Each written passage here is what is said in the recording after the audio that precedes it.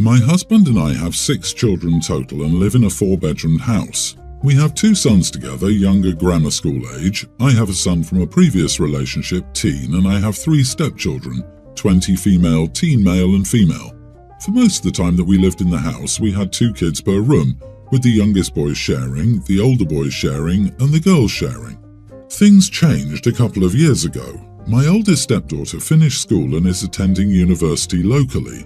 The girls decided at this point that instead of sharing a bedroom at their dad's and sharing a bedroom at their mom's, they would each take one room as their permanent bedroom. So the teen girl lives with us full-time and the 20-year-old lives with her mum full-time. They both visit the other parent's house regularly. My teen stepson has his own bedroom at his mum's house, but still splits time between each parent's house, mostly 50-50. My son lives full-time with us as he doesn't have much of a relationship with his dad. My son and stepson don't get on that well and they can often be heard screaming at each other in their bedroom. Recently, I asked my stepson why he didn't live full-time with his mum so he and my son could have a similar arrangement as their sisters. This way, both of the boys would have their own rooms. He would obviously still visit as his older sister does, and we could figure something out like a futon instead of a bed in their room, so my son has more space when the stepson's not there. My stepson overreacted to my suggestion and is trying to make out like I'm kicking him out when really I'm just thinking of a better use of space. It's unfair that all the older kids but my son have their own rooms at one of their parents' houses. My son likes the idea and has brought it up to his stepbrother a few more times since I originally suggested it, and it's caused arguments between them. He is now considering it. My husband is angry with me for suggesting his son move permanently to his mum's. If this happens, he and his son would have a less close relationship. My husband favours his oldest son over our boys. He also thinks I'm making his son feel like he's being forced out. However, his daughters already doing the same thing gave me the idea because it worked out well for them, and they both seemed happier. I'm also not forcing this to happen, I was just suggesting it to him. It would be completely up to him. Is this a good plan or am I the idiot for bringing it up? Did he overreact though? Did he? Or did he act like a teen whose stepmother asked him to move out of his father's house after listening to him get verbally abused by her son for a few years? Lady, you aren't fooling anyone. You should go live with your parents with your kids so your husband has better use of your waste of space. You are the idiot and a step monster. OMG, a better use of space. OP, you are literally telling your stepson that he's a waste of space. How do you not see that? A conversation should have been had with your husband first about this and no further. Instead, you told your stepson he was a waste of space and should consider moving out, and also explained to your son how a move would benefit him and how much he deserves this. So now you've all ganged up on him. What a horrible situation you made for your stepson. Your husband must step in immediately if you haven't already profoundly apologized. Pretend for just 1 minute that your husband asked your son why he doesn't move to his biological father's house full-time. How would that make you feel? How would that make your son feel? You already forced his other 2 daughters out and don't even see it as bad because it goes with your my own nuclear family's nonsense. You are a walking embarrassment. Right, OP is trying to kick the stepson out. She and her son are making it to the point that the stepson will feel uncomfortable in his own house. This is why step-parents have such a hard time trying to build trust with their spouse's children. This is the fear most children have when their parents marry someone else. They fear being forced out and pushed to the side for the new spouse and their new kids. Let's not forget, my husband favours his oldest son over our boys. I wonder if he favours the oldest because OP favours her bio kids, and he's just trying to ensure his son doesn't feel excluded. OP, you are the idiot. You've done a stellar job of creating a hostile living environment for your stepson. Step-parents like you belong in a Disney movie, not as the good guy. My partner and I, we're both women, have lived together for about a year. Neither of us wants to get married. There are just bad family experiences there on both sides. We've always split expenses based on income. I make about twice what she makes before taxes, so we split everything 60-40. I get taxed a lot higher. A couple of months ago, her uncle, who didn't have kids, passed away and she unexpectedly got a few $100,000 in cash and stocks. She had no idea this was coming and had only met him a few times. We split rent and all household items by income and have been talking about upgrading our furniture, mainly buying a king-size bed and a new sectional. Before all this, I would have expected to keep the current split of me paying the majority. It's what we did for other common purchases. But since she just got this huge cash infusion, I suggested we consider that and at the very least make it 50-50. My partner got really mad about this and said I was an idiot trying to capitalize on her family's death and saying inheritance shouldn't ever be a factor. I wasn't asking for a percentage of her inheritance. I just thought it should be part of how we split things that benefit both of us. Was I being an idiot there? For clarity, she makes about $65,000 a year in base salary with some sporadic bonuses. My salary is a set $120,000. She inherited about $270,000 in cash and about $140,000 in stock. The expenses we have coming up that I was referring to will be $2,000 or $3,500, depending on how nice of a bed and sectional we get. You are the idiot. It's assets, not income. That's like calling a pile of cash in a savings account income. Also, if you make twice what she makes but only split costs 60-40 because of tax rates, I suspect you already showed some greed. You've been earning $120,000 and she's been earning $65,000, yet you weren't paying twice what she was. You've been able to save more and now she can catch up. Exactly. I wonder if they factored savings account contents and all assets before agreeing to split costs 60-40. Doubtful. The split was dependent on income, not assets. She's changing the rules to benefit herself. OP, even in a divorce after a long marriage, you wouldn't be entitled to your partner's inheritance. Stop counting other people's money. I disagree. OP's not the idiot. So if she inherited $10 million, OP'd still be the idiot for asking for a 50-50 split. Most bank accounts do a 3% return on saving accounts every year. I don't see why OP should pay more than 50%. I don't know why some people act like you're a monster.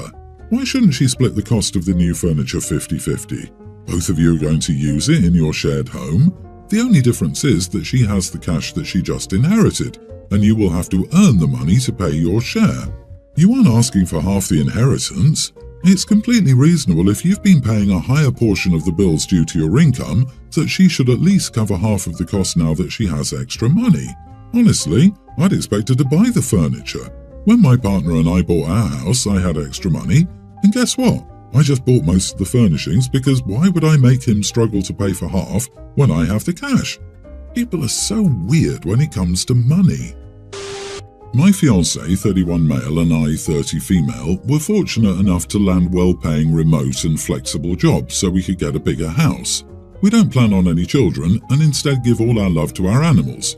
We currently have 4 cats, 2 dogs and 3 horses, and in the future we want to be able to purchase a farm and get more animals. I absolutely love each of them and we make sure they get all the care and love they deserve since all the cats and dogs were rescued and some had issues dealing with humans. Horses are a part of my hobby, so I also make sure they enjoy their lives and can spend most of the time outside and not in the stables. It's also worth mentioning that one of the cats is 18 and has been with me since she was a kitten, and one of the horses has been with me since he was 4, he's now 25, so I always refer to them as my precious babies.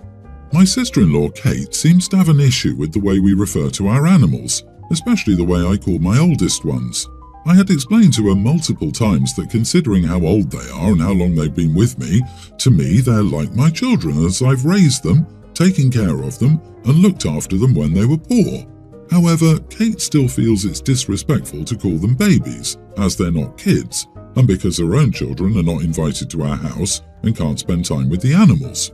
It got worse this week as Kate wanted to come and stay for a few days in our house with the kids and her partner and have a winter wonderland photo shoot with the animals, as we got a decent amount of snow here in the past few days. I've told her she's not allowed as her children are still very young and seem unable to treat the animals with the care and respect they deserve, especially since most of them are rescued. Kate didn't like my answer and blew up, calling me an idiot for comparing animals to children, making them more important, and not allowing her to visit. Am I the idiot? Edit for context. Kids are toddler and kindergarten age, and my fiancé is on my side here as he also cares about the animals deeply and has told his sister her kids need to learn how to behave around animals first and treat them with respect and care. He can also spend family time with them as we do different activities every few weeks. Not the idiot. Kate seems to have a bigger issue and I think it's called jealousy. She's mad because you won't let her use your very nice house as a getaway for her and the kids, and she'll just have to get over it. It's your home, not a vacation spot or petting zoo. She wants to use OP's home for a photo shoot. She probably sees the kids as props too. Look, people who call their pets their children make me want to roll my eyes so hard I can read my own mind. However, it's your absolute right to do so, and my opinion is 100% a me problem. Kate needs to come off her high horse and stop trying to use your home and kindness. She also sounds entitled. There's a certain type of person who gets mad at childless relatives for having nice things they don't need when those things could be used to help their own kids. They have so much and they don't have kids. They're selfish not to contribute more to my kids. They don't have kids to raise and they don't need it. They should be giving more to my kids. Kate needs to learn that the world does not revolve around her 2 children. My dad divorced my mom when my brother was 4, I was 3 and my sister was 1. He divorced my stepmother when my half-brother was 3 and my half-sister was 2. My dad is currently married to his 3rd wife and they have 1 son who's 6. My grandmother really likes my dad's current wife, but she has a weird sense of humour. Most people in our family do. Sunday, my grandmother said to my dad's wife that she liked her so much that when they got divorced she would keep her and get rid of my dad. My dad's wife looked a little thrown by the comment and said she and my dad aren't getting divorced. I joked, "Of course not, you don't have a daughter." She stared at me and asked what I meant. I explained that my dad only divorces women when they have a daughter. That isn't the reason my parents divorced, it was just a joke about a coincidence, but she said it was a horrible thing to say about my sisters.